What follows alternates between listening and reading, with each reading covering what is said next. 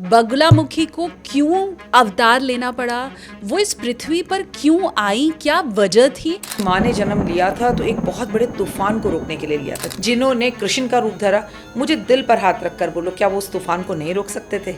एक चुटकी में रोक सकते थे। लेकिन उन्होंने एक सरोवर के पास बैठकर देवी की तपस्या करी, देवी का आवाहन किया और बोला, इस सृष्टि को केवल आप बचा सकती हैं, इस तूफान को केवल आप रोक सकती हैं। देवी जो है सरोवर से बाहर आई और उन्होंने इस पूरे तूफान को रोका। किसी भी रण के पहले, युद्ध के पहले शत्रुओं के नाश के लिए माँ बगलामुखी का क्या आह्वान करना होता है, पूजा करनी होती है क्या? तो जब जब आपका दुश्मन मुंह खोलकर खड़ा हो तो आपको बगलामुखी का आवाहन यानी कि पूजा करनी चाहिए। माँ बगलामुखी की क्या पूजा बहुत मुश्किल होती है? माता पार्वती का ही सब स्वरूप है ये, तो इनकी पूजाओं को गुप्त रखा जाता है। इनकी पूजाएं घर में नहीं होती, बट इनके कुछ नियम होते हैं जो संसारिक जीवन में रहकर आदमी ने फॉलो नहीं कर सकता। जब देवी की पूजा की बात हो बेटा और वो शुक्रवार को हो तो वो अपने आप में और भी ज्यादा लाभदायक हो जाती है और आपके कर्मों का अच्छा फल देने वाली होती है। तो 24 अप्रैल को भी श्री मंदिर ऐप के जरिए आप इस विशेष अनुष्ठान में हिस्सा ले सकते हैं। 24 अप्रैल को सबसे पहले पीली मिठाई और पीले फूल, पीली साड़ी, पीली चुन्नी, पीली चूड़ियाँ माँ को अर्पण कर कर आए किसी भी दुर्गा माँ के मंदिर में। क्या माँ बगलामुखी ही पीताम्बरा माँ है? आज अगर हम कलयुग में बैठे हैं या द्वापर में अगर कृष्ण को लोग देख पाए तो उन सबके पीछे की असल वजह माँ बगलामुखी रही। इस सृष्टि को बगलामुखी माँ ने बचाया और जब पूरी दुनिया का सर्वनाश होने वाला था तो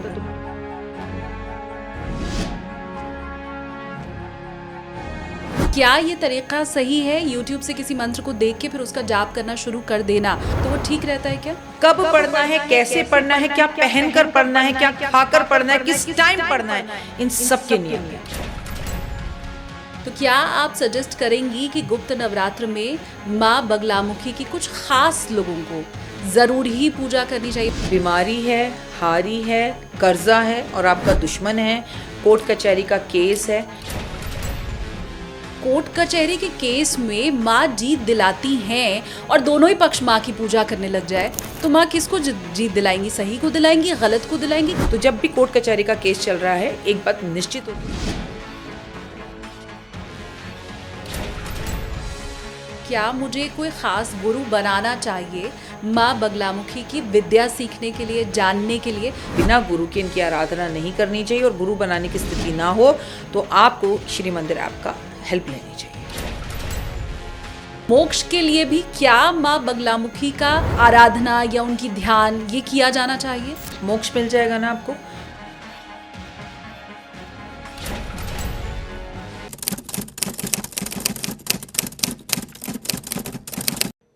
नमस्ते, प्रणाम, जय श्री कृष्ण, राधे राधे। आप देखना शुरू कर चुके हैं चिंतामणि विद एसकेटी यानी कि मैं शालिनी कपूर तिवारी।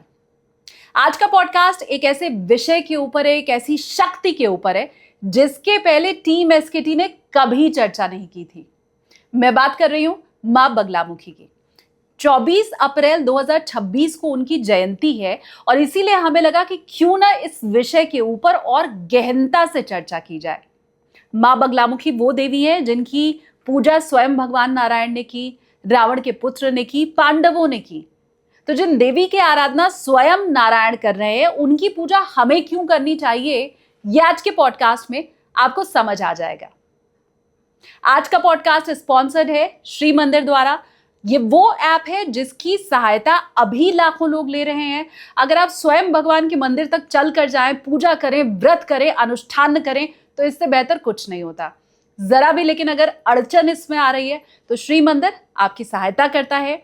पॉडकास्ट में आगे भी इस विषय के ऊपर हमने चर्चा की है और खासकर मां बगलामुखी की कैसे आपको प्रसन्नता प्राप्त हो, आशीर्वाद प्राप्त हो, ये बताने के लिए पॉडकास्ट में मेरे साथ आज जो मेहमान हैं उन्होंने अब तक संघर्ष कर रहे हजारों लोगों को सही राह दिखाई है, जो ग्रहों की चाल भी समझती हैं, समय की चाल भी समझती हैं।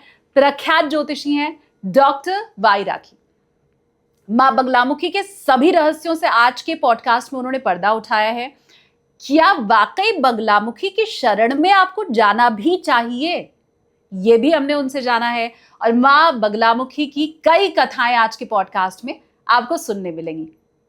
गौर से सुनिएगा। चैनल सब्सक्राइब अभी तक नहीं किया है तो फटाफट से पहले सब्सक्राइब कर लीजिए। और चलिए अब मिलकर स्वागत करते हैं हम डॉक्टर वाई राखी का। बहुत स्वागत है मैम आपका।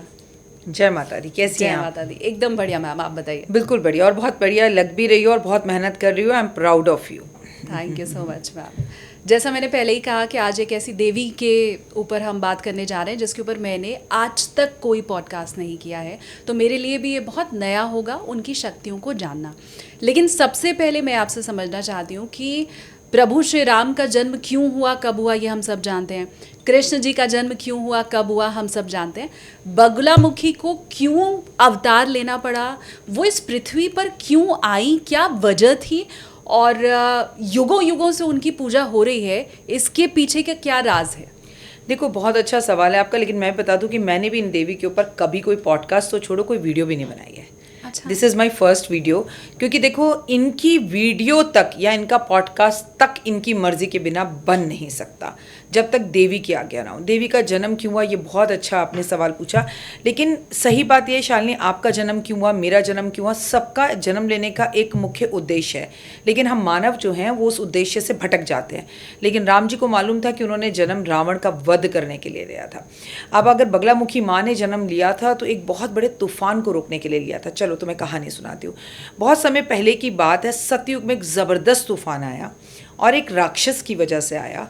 वो राक्षस जो था, उसने, उस दैत्य ने भगवान जो है ब्रह्मा की बहुत बहुत बहुत यज्ञ कर कर, भूखे रहकर बहुत तपस्या करी।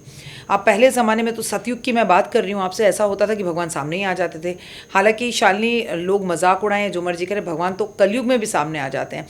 क्योंकि सतयुग से ज़्यादा आसान है भगवान को कलयुग में प्राप्त करना। क्योंकि कलयुग में केवल नाम लेने से भगवान आ जाते हैं, लेकिन नाम लेने का टाइम तो हो हमारे पास, क्योंकि हम तो रील्स देख रहे होते हैं। ठीक बात। तो जब ब्रह्मा जी आए तो राक्षस ने बोला क्या वरदान, ब्रह्मा जी आपको प्रणाम। तो भगवान ने बोला क्या आपको जो है वरदान चाहिए। तो बोला वाग सिद्धता, मतलब मैं जो बोलूँ वो सिद्ध हो जाए, मैं जो भी बोलूँ वो हो जाए। मैं बोलूँ बारिश हो जाए तो बारिश हो जाए, मैं बोलूँ धूप हो जाए तो धूप हो जाए, मैं बोलूँ आप मर जाओ तो मर जाओ। तो ब्रह्मा जी ने कहा भाई तुमने मेरी इतनी ज़्यादा जो है ना, मेरे लिए तुमने अपनी सब भूख प्यास सब छोड़ा और मेरी इतनी तपस्या की, मैं तुम्हें वरदान देता हूँ। वरदान प्राप्त हो गया। और फिर एक बड़ा तूफान आया। उस तूफान को रोकने के लिए पहले अग्निदेव, वरुण देव, वायु देव, कोई ऐसे देवी देवता नहीं थे जिसने भगवान की याचना नहीं करी, हाथ नहीं जोड़े कि ये तूफान तो पृथ्वी को खत्म कर देगा। सतयुग चल रहा है, फिर कब आएंगे बाकी के युग, और कैसे प्रभु राम का जन्म होगा, कृष्ण का जन्म होगा, ऐसे तो जीवन ही खत्म हो जाएगा। कैसे ये जीवन चलेगा, कलयुग कैसे आएगा, तो क्या करें। तो उन्होंने भगवान से याचना की कि हम बहुत कोशिश कर चुके लेकिन इस तूफान को रोक नहीं रहे। तो भगवान विष्णु ने अपनी आंखें बंद करी और आंखें बंद कर कर देखा। उन्होंने बोला ये कोई नॉर्मल तूफान नहीं है जो अपने आप आ रहा है, इस तूफान को कोई ज़बरदस्ती ला रहा है और उसका उद्देश्य है इस पूरी सृष्टि पर अपना शासन चलाना, और वो चाहे तो वो अपनी एक वाणी से इस तूफान को रोक सकता है। यानी उस राक्षस का नाम मदन था। ये सब कुछ मदन कर रहा था, किसकी वजह से कर रहा था, ब्रह्मा जी का आशीर्वाद प्राप्त करके अपनी शक्तियों का दुरुपयोग कर रहा था। अब एक सरोवर के पास जाकर भगवान विष्णु बैठ गए, उन्होंने तपस्या करनी शुरू करी। अगर समझने वाले से कुछ लेना चाहेंगे ना तो बहुत ज़बरदस्त लेंगे, क्योंकि आपको मालूम है हमारे संसद में भी बहुत ज़बरदस्त परेशानियां चल रही हैं कि औरतों के लिए जो एक 33% जो है आरक्षण के लिए बोला जा रहा है और हमारा विपक्ष नहीं चाह रहा कि वो मिले। लेकिन देखो औरतों का जीवन में आगे होना कितना ज़रूरी है। अब भगवान विष्णु जिन्होंने राम का रूप धरा, भगवान विष्णु जिन्होंने कृष्ण का रूप धरा, मुझे दिल पर हाथ रख कर बोलो क्या वो उस तूफान को नहीं रोक सकते थे? एक चुटकी में रोक सकते थे, शायद चुटकी इशारा कर कर रोक सकते थे। लेकिन उन्होंने एक सरोवर के पास बैठकर देवी की तपस्या करी, देवी का आवाहन किया और बोला इस सृष्टि को केवल आप बचा सकती हैं, इस तूफान को केवल आप रोक सकती हैं। मैं आपके आगे बड़े नर्म भाव से हाथ जोड़कर कहता हूं थामो, यानी कि इसको रोको। और भगवान देवी जो है सरोवर से बाहर आई और उन्होंने इस पूरे तूफान को रोका। ऐसे माता बगलामुखी का जो है वो जन्म हुआ। काश इस दुनिया में कलयुग में लोग ये समझ जाएं कि अगर आप स्त्री होकर कमा रही हैं और आपके पति देव घर में बैठ के बच्चे देख रहे हैं, या आप कमा रही हैं अपने पति से ज़्यादा कमा रही हैं, तो आप उसका अपमान नहीं कर रही हैं।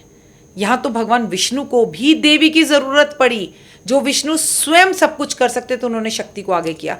काश हमारे विपक्ष को भी ये बात पता होती कि अगर 33%, मैं तो कह रही हूँ 50% से औरतें आनी चाहिए, 50% आदमी 50% औरतें जब राजनीति में आएंगी तो ये करप्शन खत्म होगा। पर ये हमारा दुर्भाग्य है कि कल वो कार्य होते होते रह गया।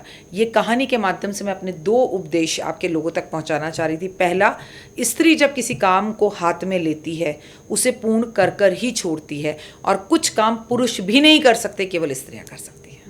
बहुत शानदार। लेकिन मैं ये समझना चाहती हूँ कि वो देवी जिनकी पूजा विष्णु भगवान ने स्वयं की, मैंने ऐसा कहीं पढ़ा है मैम कि रावण के पुत्र ने भी माँ बगलामुखी की पूजा की थी। मैंने पढ़ा कि पांडवों ने युद्ध के पहले माँ देवी का आह्वान किया था, बगलामुखी का आह्वान किया था। तो क्या इन सब से मैं ये समझूं कि किसी भी रण के पहले, युद्ध के पहले शत्रुओं के नाश के लिए माँ बगलामुखी का क्या आह्वान करना होता है, पूजा करनी होती है क्या? आपका सवाल बिल्कुल सही है। और शत्रु केवल हमारा वो नहीं होता कि तुम और मैं अगर एक ही प्रोफेशन में हैं तो हम शत्रु हैं, या हम वकील हैं तो शत्रु हैं, डॉक्टर। कई बार हमारे अंदर से हमारी आदतें हमारी शत्रु होती हैं। ये भी लोगों को समझना है। हमें शराब पीने की आदत है, सिगरेट पीने की आदत है, झूठ बोलने की आदत है, गाली देने की आदत है। तो ये कोई भी चीज़ ऐसी है जो आपकी शत्रु बनकर आपके करियर को रोक रही है। शालिनी, हाँ, अपने शत्रुओं पर विजय पाने के लिए, जैसे भगवान विष्णु ने मदन पर विजय पाने के लिए, जिसको ब्रह्मा का अवतार मिला हुआ था, उसे रोकने के लिए आवाहन किया माता बगलामुखी का। तो आपके शत्रुओं को रोकने के लिए आपको बता दूं, रावण ने इनकी पूजा करी, रावण के पुत्र ने इनकी पूजा करी, स्वयं राम ने इनकी पूजा करी, पांडवों ने इनकी पूजा करी। तो आप बिल्कुल सही कह रही हैं। समस्त भगवानों पर जब दुश्मन का कहर आया, चाहे वो विष्णु पर आया, चाहे वो राम पर आया, चाहे कृष्ण ने पांडवों से करवाई, चाहे वो कृष्ण पर आया, क्योंकि कृष्ण किसके पक्ष में थे? पांडवों के पक्ष में थे। तो जब जब आपका दुश्मन मुंह खोलकर खड़ा हो तो आपको बगलामुखी का आवाहन यानी कि पूजा करनी चाहिए। एक चीज़ और मैं सोच रही थी, क्योंकि आपने कहा कि आपका भी पहला पॉडकास्ट है माँ बगलामुखी के ऊपर, मैंने भी पहली बार पॉडकास्ट करने का सोचा। तो जब इसका अध्ययन किया तो उसके बाद मन में ये ख्याल आया कि हम शिव के मंदिर इतने देखते हैं, भोलेनाथ के भक्त आपको हर गली में मिल जाएंगे, राधा रानी के भक्त हर गली में मिल जाएंगे। माँ बगलामुखी की क्या पूजा बहुत मुश्किल होती है? क्या साधना बहुत मुश्किल है? या खासकर इनकी पूजा का दुरुपयोग क्या हो सकता है? इसलिए क्या इनको छुपा कर रखा गया? बहुत पॉपुलर, या हर घर में मैं मूर्ति देखूं माँ बगलामुखी की, हर कोई इनके मंत्रों का जाप कर रहा हो, ऐसा तो नहीं मिलता मैम। बिल्कुल। देखो, एक होता है चल देवता, एक होता है अचल देवता। मतलब आपको बता दूं, जब हम अपने घर में मूर्ति स्थापित करते हैं तो हम चल मूर्ति करते हैं। भाई अब ये स्टूडियो मेरा किराए पर है, तो मैं कल को यहाँ कृष्ण जी को बिठाऊंगी तो जहाँ मैं जाऊंगी कृष्ण जी को चलकर मेरे साथ जाना पड़ेगा। अचल वैष्णो देवी, अचल तिरुपति बालाजी, जो बड़े बड़े देश के मंदिर होंगे, दिल्ली में झंडे वाला मंदिर, वो थोड़ी मंदिर कहीं उठकर जाएगा, मंदिर तो वहीं रहेगा। या भगवान स्वयं प्रकट हो गए महाकाल, तो वो वहीं रहेगा ना, भगवान थोड़ी बदलेंगे। तो वो हो गया अचल। आपने बहुत अच्छा सवाल पूछा। पहली बात तो ये 10 महाविद्याओं की देवी में से माता पार्वती का ही सब स्वरूप है। ये 8वें नंबर पर आती है। अब 8 शनि का नंबर, 8 ऐसा नंबर जो आपको जहाँ से आप 8 शुरू करो वहीं ख़त्म होता है। मतलब दुश्मन ख़त्म ही नहीं हो रहे, फिर मैं ख़त्म करने की कोशिश करूँ, फिर मैं ख़त्म करने की कोशिश करूँ। तो इनकी पूजाओं को गुप्त रखा जाता है। इनकी पूजाएं घर में नहीं होती। ऑल तो अगर ये कहा जाए कि इनकी तस्वीर घर में नहीं लगा सकते तो ये अतिशयोक्ति और गलत होगा, लगा सकते हैं। बट इनके कुछ नियम होते हैं जो संसारिक जीवन में रहकर आदमी उन्हें फॉलो नहीं कर सकता। माँ के वो 5 दिन बीत गए हैं तो बेटी के शुरू हो जाएंगे, बेटी के पीरियड्स खत्म हो गए हैं तो मेड के हो जाएंगे, मेड के खत्म हो गए हैं तो बहू रानी के हो जाएंगे। तो इनके जो नियम्स है ना, वो 10 महाविद्याओं की पूजा आपने देखा होगा। हमारे यहाँ गुप्त नवरात्रे आते हैं। प्रकट्य नवरात्रों में तो हमारे दुर्गा भवानी की पूजा करते हैं, लेकिन गुप्त नवरात्रों में हम 10 देवियों की पूजा करते हैं। उसमें से माता बगलामुखी का 8वें नंबर पर स्थान है। इनको एक स्थान इनका मिला हुआ है, जो पांडवों ने इनका मंदिर बनाया, या इनके 3 मंदिर हैं। आप इनका नलखेड़ा में मंदिर देख सकती हैं, MP में इनका मंदिर है, आप इनका हिमाचल में मंदिर देख सकती हैं ना। तो मैं आपको बता दूं, इनका एक स्थान है, आपको इनके तक चलकर जाना है, क्योंकि दुश्मन तो रोज़ होते नहीं। छोटा सा हमारा 50 साल 60 साल का जीवन है, उसमें जीवन में एक आध बार कोर्ट कचहरी का केस या दुश्मन होते हैं। तो रोज़ इनकी पूजा नहीं होती। किसी खास प्रमुख काम के लिए जब आप बड़ी प्रॉब्लम में फंस गए हो तब देवी की पूजा हो सकती है। तो आप देवी के पास चल कर जाइए। देवी को मंदिर में, घर में तस्वीर लाकर पूजा मत करिए, क्योंकि इनकी पूजा आम जनता, आम इंसानों जैसी नहीं होती कि दिया जलाया, घंटी बजाई, हो गई पूजा। नहीं, इसके नियम और चीज़ें अलग होती हैं। लेकिन ये कोई भी आम आदमी कर सकता है। बिल्कुल कर सकता है, लेकिन अगर कुछ प्राप्ति और सिद्धि चाहिए हाँ। तो इनके 3 विश्व प्रसिद्ध मंदिरों में ही आपको जाना पड़ेगा। आप सोचो कि आपका घर में ही काम हो जाए तो ये मुश्किल है, या तो आप जाइए या किसी से पूजा करवाइए, जा ना पाए तो। क्या बात है। और देखिए 24 अप्रैल 2026 को माँ बगलामुखी जयंती है। इस दिन हरिद्वार और दतिया में विशेष अनुष्ठान किया जाता है, इस बार भी है। मैं हमेशा कहती हूँ सबसे बेहतर स्थिति ये होती है जब आप स्वयं मंदिर तक जाएं, माँ की कृपा प्राप्त करने के लिए अनुष्ठान करें, व्रत करें, भोग लगाएं, प्रसन्न करें माँ को। पर हर बार ऐसा संभव हो नहीं पाता है। और ऐसा नहीं है कि मंदिर अगर आप नहीं जा पा रहे हैं तो वहाँ की जो शक्ति है वो अनुभूत नहीं कर सकते हैं। श्री मंदिर ऐप इसमें आपकी मदद करता है। आप अगर चाहें तो श्री मंदिर ऐप के जरिए पूरे देश में जितने भी देवी स्थल हैं, धाम है, शक्तिपीठ है, वहाँ पूजा अर्चना करवा सकते हैं। तो 24 अप्रैल को भी श्री मंदिर ऐप के जरिए आप इस विशेष अनुष्ठान में हिस्सा ले सकते हैं। आपको अपना नाम बताना होगा, गोत्र बताना होगा, और जितनी भी डिटेल है वो इस पॉडकास्ट के डिस्क्रिप्शन में हम दे देंगे। देखिए सबसे बड़ा सहयोग तो बन रहा है जब देवी की पूजा हो और उस दिन शुक्रवार हो, तो वो अपने आप में बेहद खास हो जाता है। तो देखिए बैसाख मास में आती है। मैं आपको कोई भी कार्य शुरू करने से पहले, अपना पॉडकास्ट शुरू करने से पहले बैसाख मास की महिमा बता दूं। हमारे हिंदू पंचांग के अंदर 12 महीने हैं। उन 12 महीनों के अंदर बैसाख मास को सबसे ऊपर महीना बताया गया है, और इसकी महिमा को धीरे धीरे धीरे धीरे करके लुप्त कर दिया गया। लोग जानते नहीं है इसके बारे में, क्योंकि अगर लोग बैसाख सुबह उठकर नहा लें, अगर बैसाख में पूजा कर लें, तो लोगों को वो प्राप्त हो सकता है जो आपको पर्याप्त जीवन पूजा करने से प्राप्त नहीं हो सकता। इसलिए श्री कृष्ण भगवान ने इस महीने को यमराज को ये वरदान दिया था कि भैया मैं धीरे धीरे कलयुग में इसकी महिमा को लुप्त कर दूंगा। लेकिन आप देखिए समस्त देवी देवता, ज़्यादा देवी देवताओं का जन्म जो है इसी समय पर होता है। इसी टाइम पर हम अक्षय तृतीया मनाते हैं, इसी टाइम पर हम माँ बगलामुखी की जो है वो पूजा करते हैं। तो ये इतना खूबसूरत महीना है, और इस बार सहयोग है शुक्रवार का। जब देवी की पूजा की बात हो बेटा, और वो शुक्रवार को हो, तो वो अपने आप में और भी ज़्यादा लाभदायक हो जाती है और आपके कर्मों का अच्छा फल देने वाली होती है। इसे माँ का जन्मदिन कह सकते हैं, प्रकट्य दिवस कह सकते हैं, जयंती कह सकते हैं। क्या बात है। और 24 अप्रैल को दतिया में और हरिद्वार में माँ बगलामुखी के लिए विशेष अनुष्ठान रखा गया है। मैं हमेशा ये कहती हूँ कि सबसे बेहतर होता है कि देवी के चरणों तक या प्रभु के दर्शन के लिए आप स्वयं मंदिर जाइए, थोड़ा कष्ट खुद कीजिए और तब देवी का आशीर्वाद पाइए। हमेशा ये संभव हो नहीं पाता है। हो सकता है आप में से भी कुछ लोग ऐसे हों जो पूरे परिवार के साथ मंदिर दर्शन के लिए ना जा पाए, तो ऐसे में श्री मंदिर का सहारा आप ले सकते हैं।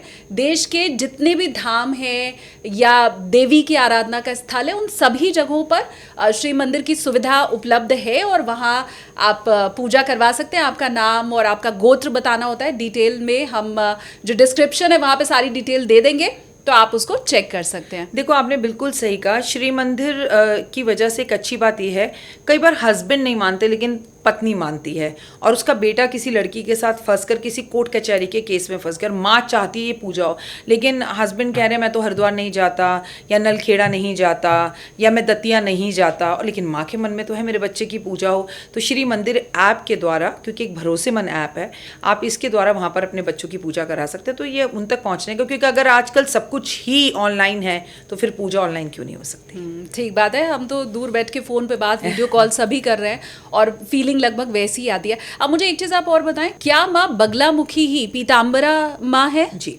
इसके पीछे की भी कहानी सुनाती हूँ, क्योंकि माँ की कहानियों से बच्चों तक चीज़ें बहुत अच्छे से पहुँचेंगे। प्लीज़ आप भी अपने बच्चों को कहानियाँ जरूर सुनाएं। जब भगवान विष्णु ने एक सरोवर के पास बैठकर माँ की पूजा करी, तो माँ एक पीले, वो जो पूरा सरोवर था वो पूरा हल्दी का सरोवर था, हल्दी के पानी का बना। तो माँ एक हल्दी वाले सरोवर में से बाहर निकली। पूरा माँ का रंग जो था वो पीला पीला पीला पीला था।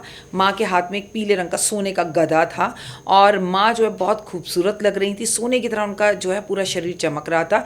तो इनको पीताम्बरा भी कहा गया है, बगलामुखी भी कहा गया है। क्यों? इन्हें पीली मिठाई, पीला रंग, पीले फूल, पीले पुष्प और हल्दी से इनका हवन किया जाता है, हल्दी इन्हें चढ़ाई जाती है, इन्हें बेहद पसंद है। तो इतना खूबसूरत। और देखिए भगवान विष्णु के आग्रह पर उत्पन्न हुई, जिन्होंने जन्म लिया, जो प्रकृति को, पूरी प्रकृति को बचाने के लिए। प्रकृति कैसी होती है? हरी हरी होती है, लेकिन अगर पूरी प्रगति का उस तूफान में नाश हो गया होता मदन राक्षस की वजह से, तो सब कुछ सूना हो गया होता, खत्म हो गया होता, ना हमारे विवाह होते, ना ये संसार बढ़ता, ना आगे चलता, ना कल युग, ना सतयुग, ना त्रेता, ना द्वापर, कुछ नहीं दिखता हमें। तो माँ को पीला रंग बहुत पसंद है, और क्योंकि उन्होंने जब जन्म लिया तो उन्होंने पीले कपड़े पहने हुए थे, हल्दी की झील में से उन्होंने जन्म लिया, इसलिए उन्हें पीताम्बरा भी कहा जाता है, क्योंकि उन्हें पीला रंग बेहद पसंद है। वैसे तो प्रकृति में कोई भी एक चीज़ अगर ना हो तो कुछ खाली खाली सा लगता है, लेकिन आपकी इन बातों से क्या मैं मतलब ये निकालूं कि आज अगर हम कलयुग में बैठे हैं या द्वापर में अगर कृष्ण को लोग देख पाए तो उन सबके पीछे की असल वजह माँ बगलामुखी रही। अगर हम इस सृष्टि में जी भी रहे हैं, तुम्हें भी माँ ने जन्म दिया है, मुझे भी माँ ने जन्म दिया है, इस सृष्टि को बगलामुखी माँ ने बचाया है। और जब पूरी दुनिया का सर्वनाश होने वाला था तो ब्रह्मा विष्णु महेश में से एक ज्योति निकली, और उन ज्योति को माँ दुर्गा भवानी कहा जाता है। तो जंगल ने उन्हें शेर दिया, भगवान विष्णु ने अपने कहते हैं कि अपने अंगों से उन्हें उत्पन्न किया, उन्हें चक्र दिया, महादेव ने उन्हें त्रिशूल दिया, इसलिए दुर्गा भवानी माँ को कहा जाता है कि तीनों देवों के अंदर से जो ज्योति निकली, तीनों देवताओं ने भी कहा कि शक्ति के बिना मधुर है, और उन्हें जन्म दिया।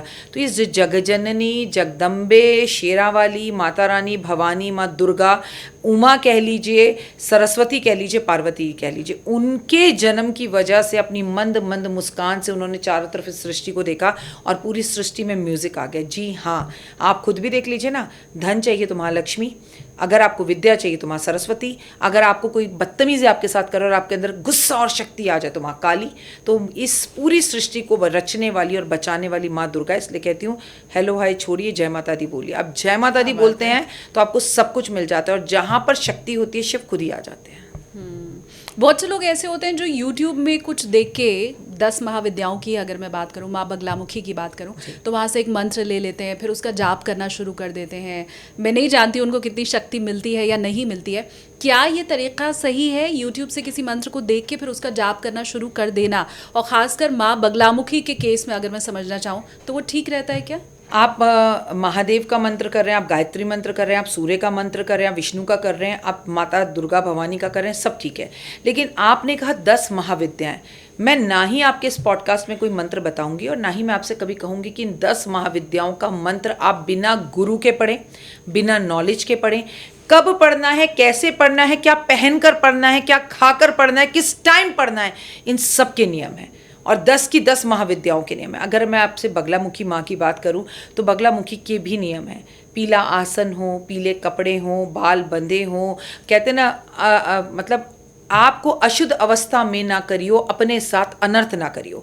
रात को आप अपने हस्बैंड के साथ सोइए, सुबह उठकर आपने बाल नहीं धोए, आप उसी बिस्तर पर बैठकर जहाँ पर आपने अपने हस्बैंड के साथ एक प्यारा और लव मोमेंट गुजारा है, वहाँ पर आप एक हल्दी की माला हाथ में पकड़कर बगलामुखी की जय बगलामुखी की, तो आप बर्बाद हो जाएंगे, विनाश हो जाएगा। और आगे से लोग ये कहते हैं अरे जितना हो सके कलयुग है, हम जितना कर सके करें। भैया मत करिए।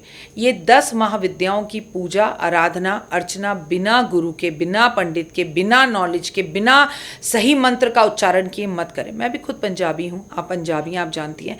कई बार हम कहेंगे, कोई कहेगा अखबार है, हम कहेंगे अखबार हैगा, हमने वही पंजाबी से हैगा गया गया, तो लैंग्वेज में थोड़ा सा फ़र्क आ जाता है। जहाँ फ़र्क आता है वहाँ मंत्र खराब हो जाता है। तो मंत्र मन में पढ़िए या देख कर पढ़िए या उसके नियमों को फॉलो कर पढ़िए। इन 10 महाविद्याओं की बिना गुरु, बिना पंडित के कोई भी पूजा नहीं करनी चाहिए, वो फ़ायदे की जगह नुकसान करती है।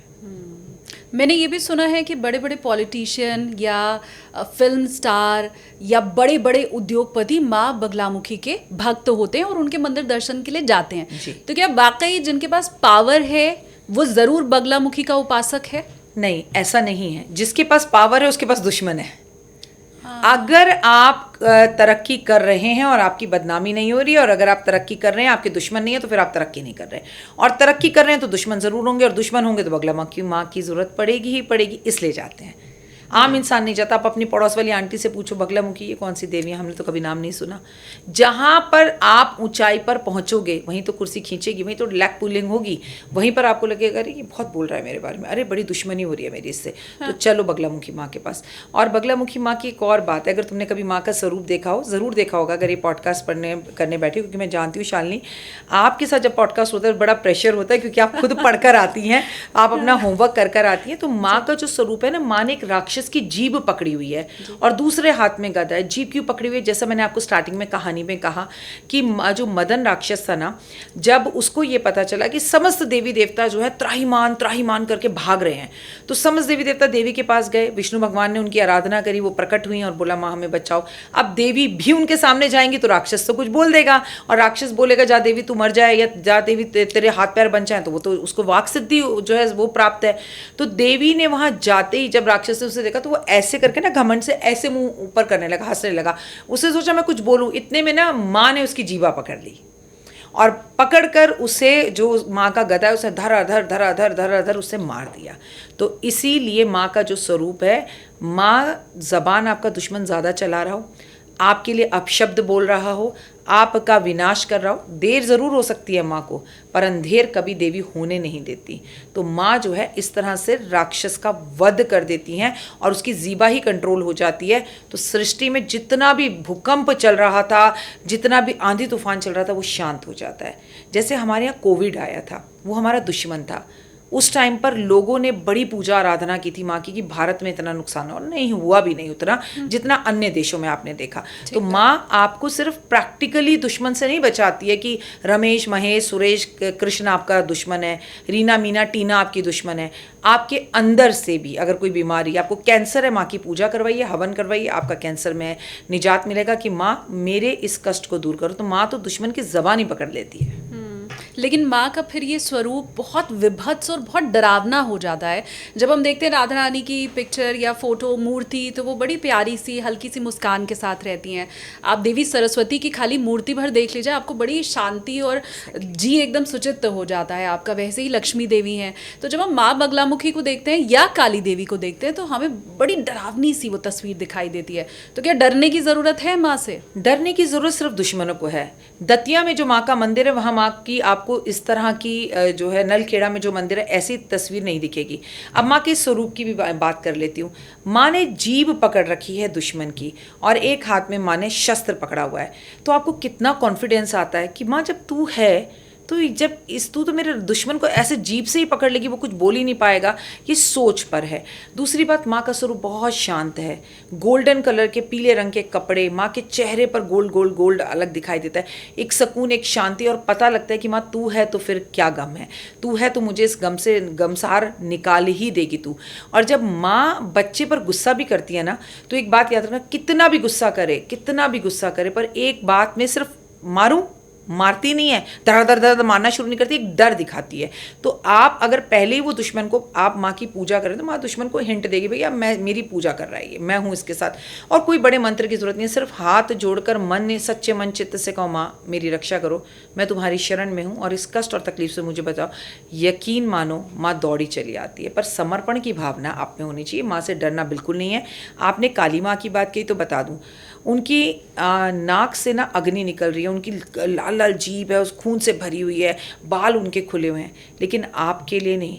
एक माँ के जब चरणों में जाकर बैठो और माँ इतने गुस्से में हो और बच्चा सिर्फ उसकी कमर से जाकर उसको पकड़ ले तो माँ तुरंत शांत हो जाती है। ये आप पर है। गलत किया है तो ज़रूर डरो, सही हो तो बिल्कुल मत डरो। एक और चीज़ जब मैं पढ़ रही थी माँ बगलामुखी के बारे में, तो उसमें ये लिखा हुआ था कि कोर्ट कचहरी का मामला जिसका चल रहा हो उसको माँ जीत दिलाती हैं। फिर उसके बाद मन में ये सवाल आया कि कोर्ट में जिसका भी केस है वो एक पक्षीय तो है नहीं, हमेशा दो पक्ष होते हैं और उसमें एक सही होगा एक गलत होगा। तो अगर कोर्ट कचहरी के केस में माँ जीत दिलाती हैं और दोनों ही पक्ष माँ की पूजा करने लग जाए तो माँ किसको जीत दिलाएंगी? सही को दिलाएंगी, गलत को दिलाएंगी? क्या इसके पीछे की धारणा है? बात तो आपकी बिल्कुल सही है शालिनी, लेकिन ये बात सच है कि अगर आपके ऊपर कोर्ट कचहरी का केस चल रहा है तो माँ उसमें आपको जीत दिलाती है। लेकिन आपने खुद ही अपने सवाल का जवाब दे दिया। भगवान विष्णु गए माँ की जो है आराधना करने, लेकिन मदन नहीं गया क्योंकि मदन को अहम था। तो जब भी कोर्ट कचहरी का केस चल रहा है एक बात निश्चित होती है, उसमें एक व्यक्ति बिल्कुल सही होता है और एक व्यक्ति बिल्कुल गलत होता है। तो जो गलत व्यक्ति है वो माँ की पूजा भी करेगा ना तो माँ सुनेगी ही नहीं, क्योंकि माँ के सामने स्वच्छ सही जाना चाहिए। आप बता दो, कृष्ण जी कहते थे मैया मोरी मैं नहीं माखन खायो, पर माँ को तो पता होता था कि मक्खन खाया। लेकिन फिर जब वो ममता और प्यार से बोलते थे माँ मैंने मक्खन नहीं खाया, तो माँ भी मान जाती थी कि तूने मक्खन नहीं खाया। लेकिन वो निर्मल बच्चे वाला मन होना चाहिए, और वो किसके पास होगा? जो व्यक्ति सही है उसके पास होगा, आंसू उसके पास होंगे। जो कपट होगा, जो ढोंगी होगा वो मदन होगा। घमंड में होगा, अहम में होगा, पहले तो वो माँ की पूजा कर ही नहीं सकता। उसकी इतनी हैसियत ही नहीं है कि वो माँ के मंदिर तक पहुँच सके और माँ का नाम भी ले, वो गलत है। और कोर्ट कचहरी के केसेस में ना लेंदी पीरियड होता है। लोग ना वहाँ दुश्मन से नहीं हारते, वहाँ समय से हारते हैं। वो तारीख पे तारीख उससे इंसान हारता है। हमारे देश में कानून को लेके इस व्यवस्था को सही होना चाहिए। ये एक बहुत बड़ी गलत व्यवस्था है जिसमें लोगों के महल के महल चले जाते हैं, ज़िंदगी जवानी से बुढ़ापा आ जाता है। तो इंस्टेंट, जैसे आजकल मैगी बन रही है ना, इंस्टेंट कोर्ट के केसेस का भी रिजल्ट, ये मुझे लगता है भारत में सुधार करने की सबसे बड़ी चीज़ है। लेकिन आप माँ के पास जाते हैं और माँ की लगातार पूजा करते हैं तो माँ सही का साथ देती है। और देखो शालिनी, मैं आपसे झूठ बोल सकती हूँ, आप मुझसे बोल सकते हैं, उस परमपिता परमात्मा और देवी से कौन झूठ बोल सकता है? उसके तो समक्ष जाकर खड़े हो जाओ तो उसे पता होता है कौन सही और कौन गलत। ऐसे ही मैं न्याय व्यवस्था के लिए अपने भारत की कहना चाहूँगी, जब जज होता है ना, उसको पहली तारीख पे पता होता है कि कौन गलत है कौन सही है। लेकिन एक व्यवस्था है जिसे हमें तारीख पे तारीख देनी पड़ती है। अब मैं बहुत आसान सा अगर आपसे समझना चाहूँ कि मेरा वो व्यूअर जो आपको देख रहा है वो कैसे ये तय करे कि उसे माँ के दर्शन के लिए जाना है या नहीं, उसे माँ के अनुष्ठान में जुड़ना है या नहीं। 24 अप्रैल को माँ का, आपने तो कह दिया, जन्म दिवस के तौर पे ही हमें मनाना चाहिए, तो उस तारीख को मुझे विशेष अनुष्ठान करना है या नहीं, ये मुझे कैसे पता चलेगा, कैसे मैं समझूं? देखिए, हर किसी को करना चाहिए। संसार में दो चीज़ें सब में कॉमन है, सबकी जेब में फ़ोन है और सबका कोई ना कोई दुश्मन है। कुछ दुश्मन आपके सामने हैं, कुछ आपके छुपे हुए हैं। और जो सामने है वो बहुत अच्छे हैं, लेकिन जो छुपे हुए हैं वो बहुत खतरनाक है। जो साथ में तो दोस्त बनते हैं लेकिन पीछे से तलवार खोंकते हैं। तो अगर आपका रोग भी दुश्मन है, अगर आपका शौक भी दुश्मन है कि कोई छोड़कर चला गया, आप उसी में लगे पड़े हैं, वो मुझे छोड़ के चला गया, वापस आ जाए, ब्रेकअप हो गया, तो वो भी आप अपना दुश्मन ही समझिए, क्योंकि वो आपको इतने कष्ट और तकलीफ दे रहा है कि आपका वो कल तो खराब कर ही गया, आज भी खराब कर रहा है और आने वाला कल भी खराब कर रहा है। तो आपको ज़रूर से अनुष्ठान से जुड़ना चाहिए। मंदिर जा सके जाएं। बच्चों के एग्ज़ाम्स चल रहे हैं और मम्मियाँ बहुत ज़्यादा बिजी हैं, तो अपने घर में माँ दुर्गा भवानी को कहिए कि हे माँ दुर्गा भवानी, मैं हाथ जोड़कर आपके आगे, आपके अंदर बैठी हुई माँ बगलामुखी को प्रणाम करती हूँ। मेरे घर के आसपास तो कोई मंदिर नहीं है, लेकिन माँ आज आपके नाम की हल्दी, पीले फूल, पीले पुष्प, पीली मिठाई मैं आपको अर्पण कर रही हूँ। इसे बगलामुखी माँ रूप समझकर स्वीकार करेगा। एक तो ये तरीका है। दूसरा श्री मंदिर तरीका है, उनके थ्रू आप अपनी पूजा पाठ करवाइए। और तीसरा, स्वयं चल कर जाइए। भैया आप पे केस भी चल रहा है, कष्ट भी है और फिर आपके पास टाइम भी नहीं है, तो भगवान को भी तो बहुत काम है, उनके भी पास टाइम नहीं है। तो जो कर सकते हैं वो करिए, लेकिन ज़रूरत हो तो पूजा कीजिए। अगर ज़रूरत नहीं है तो दुश्मनों को अपनी ओर कैच मत कीजिए कि भैया मेरा कोई दुश्मन नहीं, आगे भी बने नहीं। तो आगे बने नहीं तो आपने तो पहले ही बने नहीं बोल दिया ना, तो फिर मत पूजा कीजिए। ज़रूरत नहीं है तो अपने घर में बैठे हुए राम की, जैसे राधा रानी की आपने कहा, उनकी पूजा कीजिए। राधा रानी प्रेम की पुजारन है, तो घर में प्यार, इश्क, मोहब्बत बना रहे। अब आप ये सोचें कि मैं बगलामुखी मैया की पूजा करूं क्योंकि मेरे बेटे से मेरी लड़ाई, यार ये तो होती ही रहती है, दो बर्तन है तो खटकेंगे, वो दुश्मन थोड़ी है मेरा। ये समझने की कोशिश करनी कि दुश्मन को लिए, रोगों के लिए, बुराई के लिए, छुपे हुए अपने कष्टों को दूर करने के लिए माँ बगलामुखी की पूजा की जाती है। ऐਵੇਂ ही हर कोई उनकी पूजा नहीं कर सकता। और वो दुश्मन जो मेरे खुद के भीतर है, जो कुछ वक्त पहले आपने बताया भी, हालांकि ज़्यादातर लोग, प्लीज़ मुझे कमेंट्स में बताइए, वो ये मानने को ही तैयार नहीं होते हैं कि वो क्रोध में है, लोभ में है, मोह में है, अहंकार, ये सब जो हमारा काम, क्रोध, लोभ बताया गया है दुश्मन, तो लोग तो नहीं मानते हैं। जो क्रोधी होता है वो भी नहीं मानता है। पर अगर मेरा कोई व्यूवर पहचान गया है कि उसका असली दुश्मन उसके खुद के भीतर ही है, उसका क्रोध ही असल में उसको बर्बाद कर रहा है, तो क्या वो कर सकता है माँ बगलामुखी की पूजा कर सकते हैं, लेकिन उससे पहले जैसे आपने कहा कि आपको ये जानना होगा कि ये बात आपके अंदर क्या कमी है। जैसे रावण ने कभी नहीं माना कि वो अहंकारी है, उनकी पत्नी रोकती रही, बेटों ने रोका, नहीं समझे, आस पड़ोस के लोगों ने रोका, नहीं समझे, माँ देवी आई, उनकी कुल देवी उनके सपने में आई, उनको बोल कर गई ये मत कर, पर वो नहीं रुके। क्या हुआ फिर? सर्वनाश हो गया। देखो, सबसे पहली बात, सबसे बड़ा क्रोध आज हमारा, हम खुद के दुश्मन हैं। आप अच्छा कर रही हैं तो आप क्यों अच्छा कर रही हैं, ये जानने की जगह, आपसे दुश्मनी निकालने की जगह, आपके बारे में नकारात्मक बोलने की जगह, ये सोचा जाए कि उसकी मेहनत में और मेरी मेहनत में क्या फ़र्क है। Why Shalini is so successful, I am not. तो वो जो शालिनी कर रही है उसके पथ पर चला जाए। क्यों हमारे देश में नहीं होता? साधना कट आता है तो हम साधना कट कर लेते हैं, ठीक है। हम शाहरुख खान के बाल या धोनी के बाल लंबे देखते हैं तो सारे लड़के बाल लंबे कर लेते हैं। या हमने अगर एनिमल में बॉबी के बाल लंबे और दाढ़ी बड़ी देखी तो हर बच्चे का लुक आपको वैसा दिखता है। सिर्फ पिक्चरों की कॉपी करेंगे हम, जो सक्सेस लोग हैं उनकी कॉपी करिए। Shalini is success. Why Shalini is success? What is the motive of Sakshi, उसका शालिनी का क्या काम है, कितने बजे उठती है शालिनी, कितने पॉडकास्ट करती है, कैसे बात करती है, उसका तरीका उठना, कॉपी कीजिए ना। हर अच्छी चीज़ को दूसरे की कॉपी करना चाहिए और हर नकारात्मक चीज़ को दूर करना चाहिए। लेकिन इंसान को लगता है मैं बेहतर हूँ। जहाँ मैं आ जाता है वहाँ ना तो कोई पूजा काम आती है, ना आराधना काम आती है, वहाँ सच में श्री मंदिर भी काम नहीं आएगा। तो पहले अपने अहम और वहम को दूर कीजिए और आप अपने अंदर अपने युद्ध को खुद खत्म कीजिए और दूसरे से कंपेयर मत करिए। आज मैं तुम्हें एक बहुत बड़ा मंत्र देती हूँ, आपके लोगों को मंत्र देती हूँ। जब आप किसी सक्सेस इंसान को देखो ना, आपको एक दिन मैं भी इस ऊंचाइयों पर पहुँचूंगा और इस व्यक्ति के साथ बैठकर मैं खाना खाऊंगा, इस व्यक्ति के साथ मेरा पॉडकास्ट होगा, इस व्यक्ति के साथ मैं फ़ोटो खिंचवाऊंगा। विद इन कुछ फ्यू मंथ्स में ऐसा हो जाएगा। लेकिन हम इसका उल्टा करते हैं, ये क्या है, कुछ भी नहीं है, इसे कुछ आता ही नहीं है, ये तो क्या कर लेगा, मैं तो इससे बेहतर कर लूँगा, वो तो और बेहतर हो जाएगा और आप कुछ नहीं कर पाएंगे। सो आप दूसरे में कमियां निकालना बंद कर अपने में खूबियां ढूंढना शुरू करें बस।